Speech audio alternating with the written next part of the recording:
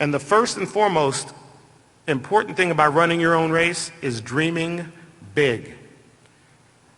And here I'm called back to my childhood when I was just starting elementary school. At that point in time, the Supreme Court had just ruled that public school districts could pursue desegregation by using forced busing to achieve racial balance in their schools.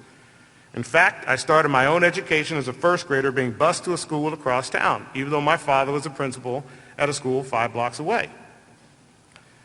Although I was a live subject in one of the nation's most controversial legal debates, I frankly didn't know what the big deal was all about, because these kids who didn't look like me sure acted just like me. But desegregation was a big deal to my parents, and leaders of their generations knew that great change was in store, and it was the right thing to do. And they often met with resistance, and often violent resistance. But because of their struggle, their sacrifice, I received a great gift. And that's the gift to dream big. I knew my history.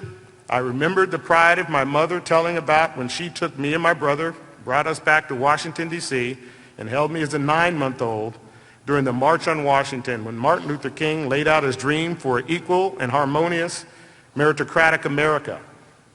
And dreaming big to me meant knowing my history, but not being bound by it. It meant harnessing the past to drive me into the future. It meant grounding myself in who I was and where I came from, so I could soar to become who I wanted to become.